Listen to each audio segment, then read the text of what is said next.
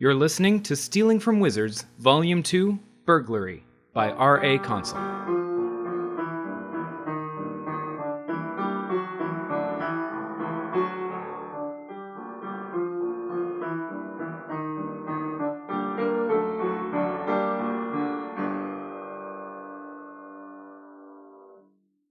Chapter 28, Where There's Smoke.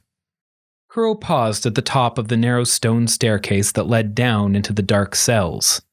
He let his eyes adjust and his breathing still as he eased the door shut behind him to keep it from clanging as it swung back on its own. As it clicked closed, a calm fell over him. A cool, considered confidence earned from a lifetime in the shadows. Creeping through a darkened hall in a place that he was not meant to be was more familiar than a day at school or a dinner with friends would ever be. Noise and light spilled into the hallway below. It was soft, just the sound of occasional movement, but it was more than enough to cover Kuro's approach. He descended the steep, narrow stone stairs like a stalking cat. A mouse wouldn't have been disturbed by his passing. He reached the first of the rooms that had once held prisoners for execution, which now held wash basins, pillows, and bedding. Kuro slipped inside in case Bindle was hiding in the shadows. The only light was the indirect glow of an oil lamp from a chamber down the hall, reflected off the stone walls. It was just enough to navigate by, not enough to be sure whether the shapes in the shadows were piles of pillow stuffing or a huddled Luton child. He felt around, just the lightest touch on every surface, building a map of the room in his mind and building certainty that the room was Luton-free. His fingers found residue in the wash basin, and he sampled it. It smelled like stale electricity and tasted like spicy mold and sour seaweed. It reminded him of the potion he used to coat the gold to sneak it through the veil. Similar ingredients, similar effects, he thought. Convinced of the emptiness of the room, he crept on. The next had been converted into a makeshift lounge. There was a chair, a coffee maker, some cushions, and a desk. Hanging on a rack were a pair of servants' uniform jackets. It was curious, but clearly lacked a small Luton. The final room was where the noise and the light were coming from. Kuro waited and listened outside the half-open door. The sounds were not of a Luton. They were too big and too loud. They were sniffs and breaths, slurps of sipping a hot drink, and the clink of glass being bumped and moved. Kuro needed to be prepared to move quickly if anyone caught sight of him, or if he caught sight of Bindle.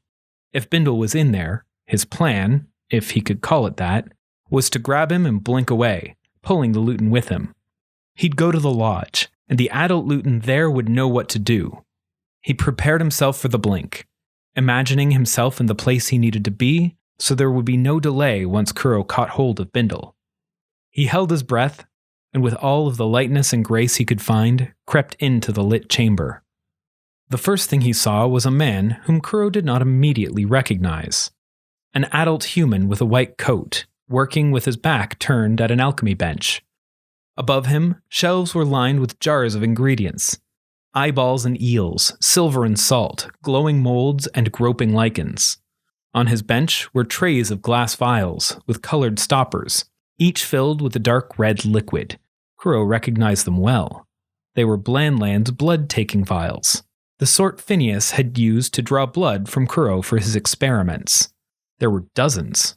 Enough, Kuro guessed, for every first and second-year student at the school. The man was methodically pulling the stopper out of each in turn and placing a drop of a golden fluid from a simmering beaker on his right into the blood, and then observing the effects carefully. Strange and suspicious behavior, certainly, but not relevant to Kuro. He poked his head farther into the room and caught sight of his target.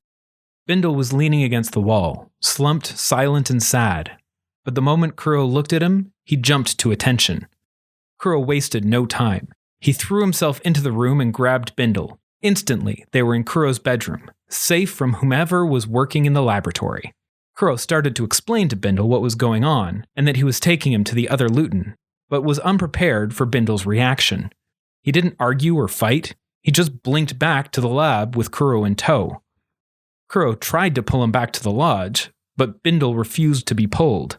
He held firm to where he was while Kuro tugged harder and harder to bring him back to the lodge. A look of shame washed over the Luton's face as he said in a small, squeaky voice, "Doctor." "Do not interrupt me. This is delicate work," the man at the bench replied. He had a flat, Blandlands accent and spoke in short, arrogant instructions. "Doctor?" Bindle repeated as he and Kuro continued their tug of war. "Someone is here." That was enough to get the attention of the man at the bench. His head snapped around to look while his careful hands remained dead still. He was a pale man with slightly thinning hair and tired eyes, as though he'd not slept properly in a decade. Kuro had seen him before. He was the servant who had come to clean up and replace Evelyn's bedding after the burglary. The man reacted with a swift bout of profanity before ordering, "Bindle, hold him. Stab him if he moves or tries any magic." In a flurry, Bindle wrenched his arm free from Kuro's grip, blinked out of sight, and then reappeared on Kuro's back. He wrapped his legs tightly around Kuro's waist with one arm around his neck, leaving the other hand free to stab Kuro with a scalpel he was wielding.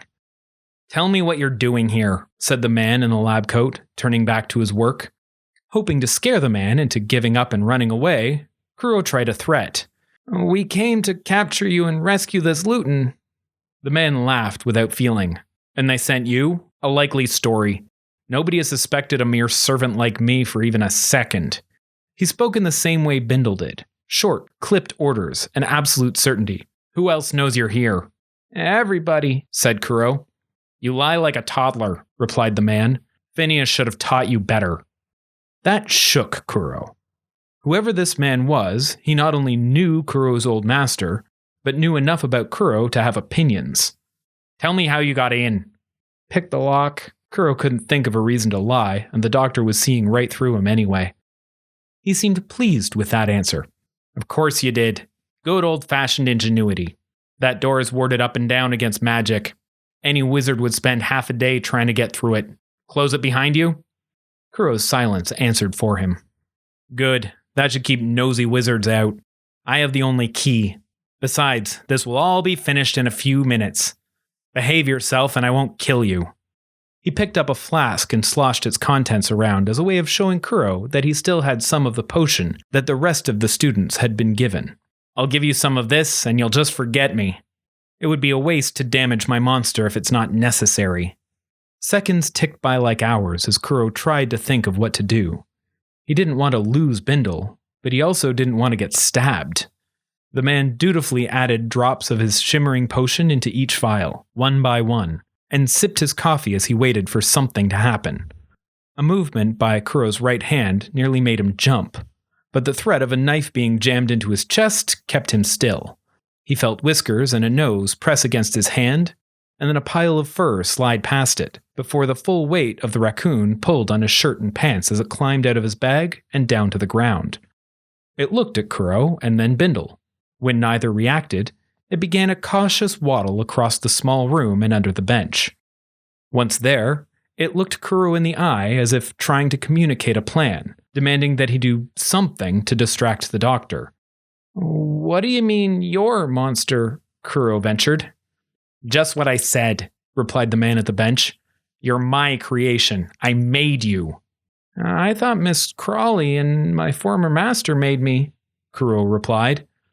That angered the man, and he turned to point at Kuro with an accusing finger. "They did no such thing. They enchanted you, loaded you up with spells, and toyed with your brain. But I did the important work. I, using the Blandlands science that wizards dismiss so readily, was the one to blend human and Luton genetics, to grow a person from a single manufactured cell in a petri dish.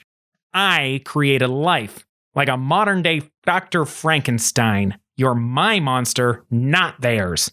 As usual, the stray gets none of the credit." The raccoon wedged itself behind the bench and started to climb the back leg. Kuro tried to keep the doctor's attention. "You must be very smart," he said. "Naturally," replied the man, sipping casually at his coffee before returning it to the workbench. "I'm a renowned geneticist back in the Blandlands."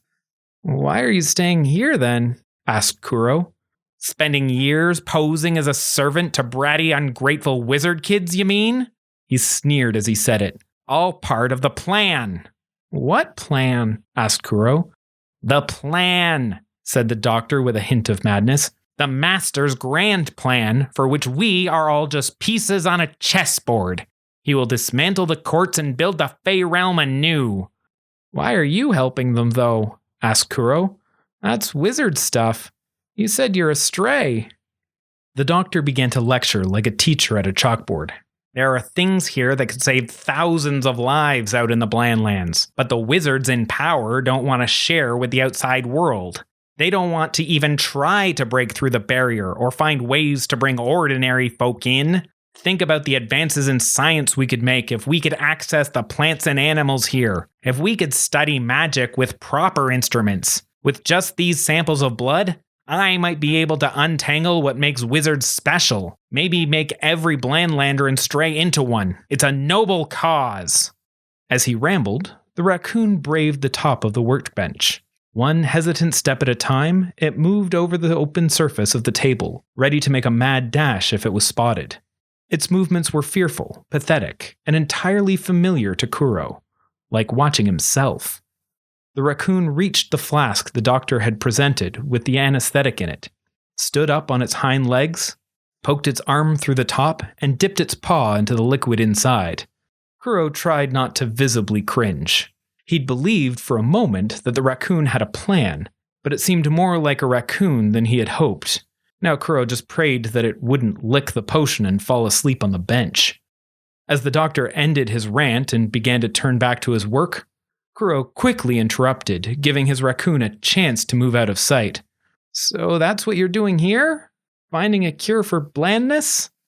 Much less than I'd like, the doctor complained. No. This is a clever plan, nearly a decade in the making, to discover the identity of the heir to the Summer Throne. I've been here for 5 years, gathering the supplies, building trust, learning the ways and places of the school. All the Master's idea. Brilliant, really. The doctor's eyes went weird and his face twisted slightly whenever he spoke about the Master or the plan. It was reverence more than respect. We needed a sample of every single possible heir's blood. Only a dozen or so candidates, really. Something a Luton could easily do in a night if he had access and the proper training. All we needed to do was sneak into the residences, let him explore the relevant rooms when the school was empty for the holidays. Then he could teleport between all the candidates in one night. Leave no trace, just a couple of woozy children. The raccoon on the bench carefully made its way around the racks of blood vials to the doctor's coffee. It put its potion-soaked paw into the cup and swirled it around before retreating. It was a good plan. It was what Kuro would do. There were little hiccups, of course, continued the doctor. Not problems with the Master's plan, mind you. The plan was perfect. Just flaws in the personnel. It took longer than I expected to work how to get a Luton past a salt ring. I would have liked to be prepared last year. That's my failing, not a problem with the plan. I couldn't get into the Autumn Lodge, you see. The Luton there were too wary, and I had no reason to be there. No matter, little Bindle here found a way in on its own. Must have found whatever gap there was in the defenses that let the other Luton through in the first place. First useful thing it's done. Also, we never got a list of candidates from the Master. Simple enough to solve, we just took a sample from everyone it could possibly be. So, everyone except me? Kuro asked, trying to keep the doctor talking while the raccoon escaped down the back of the bench. Of course. I know everything that went into your blood. I know which pieces of which wizards you're made of. You might be interested to know that you're related to that knife-wielding Luton on your back. His genetics were a key component in your creation. You're practically brothers.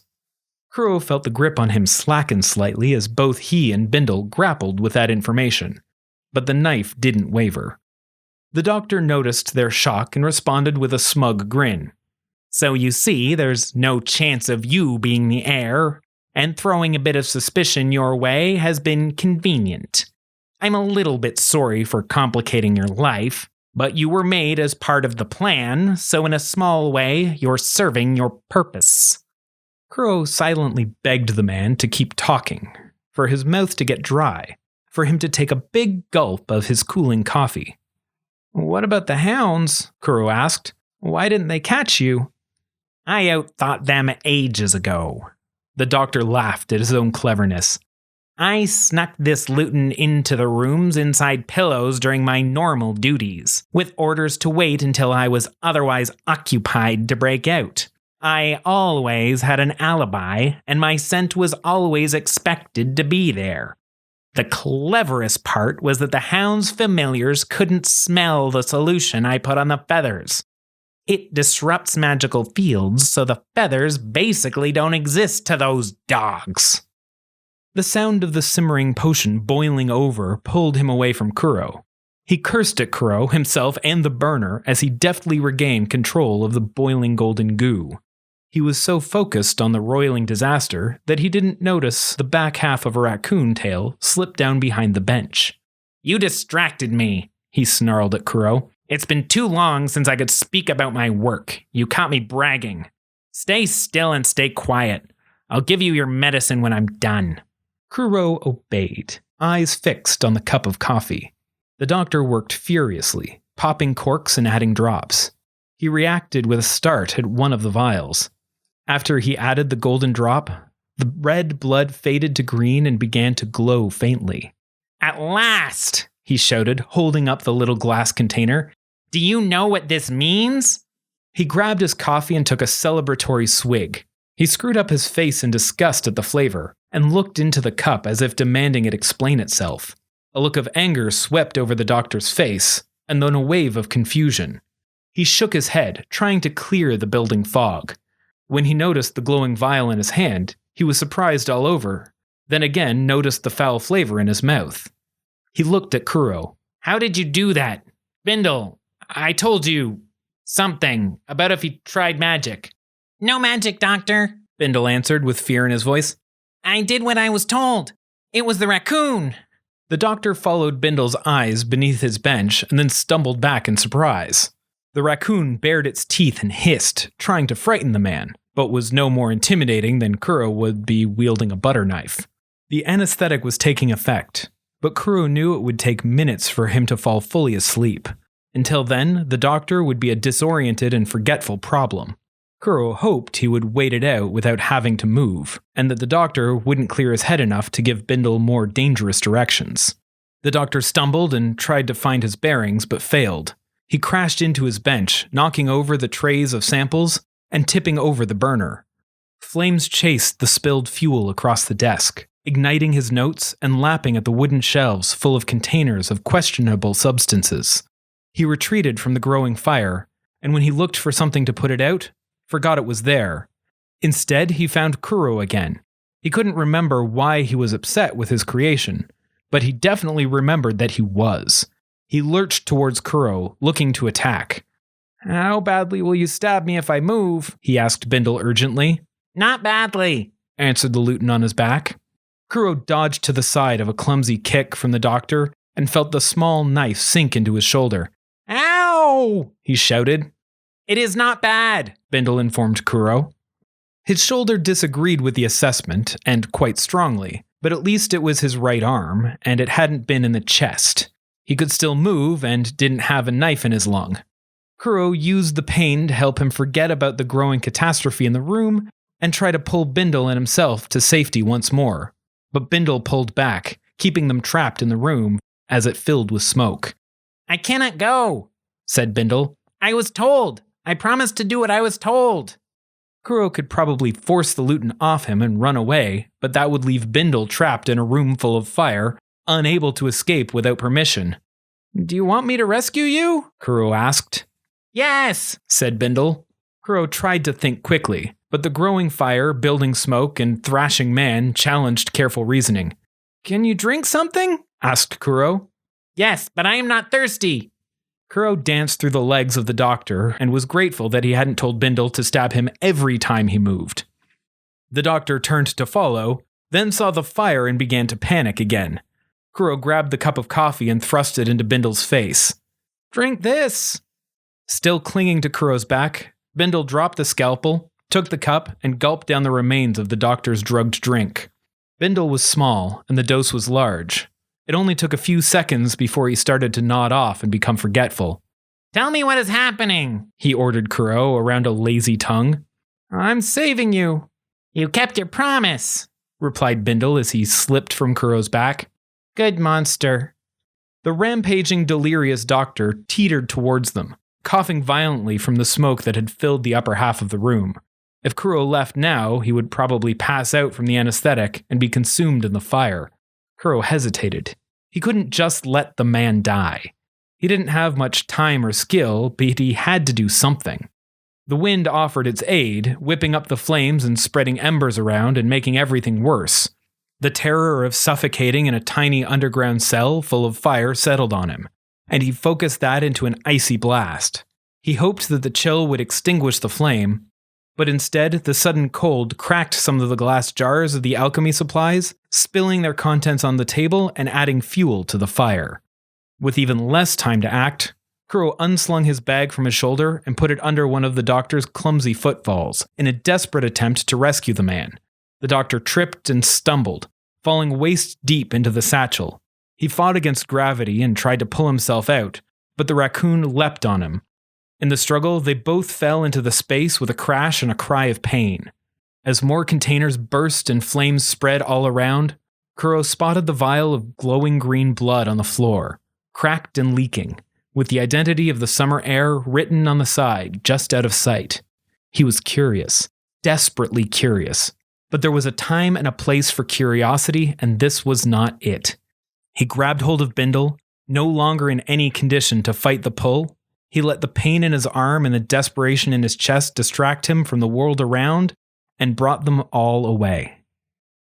Thank you for listening to Stealing from Wizards. If you liked our show, please consider rating or reviewing on iTunes. If you want to support this podcast, or just can't wait for the next chapter, the full book is available on Amazon, Kobo, and Indigo. Our theme music was written by Camille Saint-Saëns, transcribed by Franz Liszt, performed by Rebecca Verdun, and used with permission. This episode was produced by Jim Tigwell.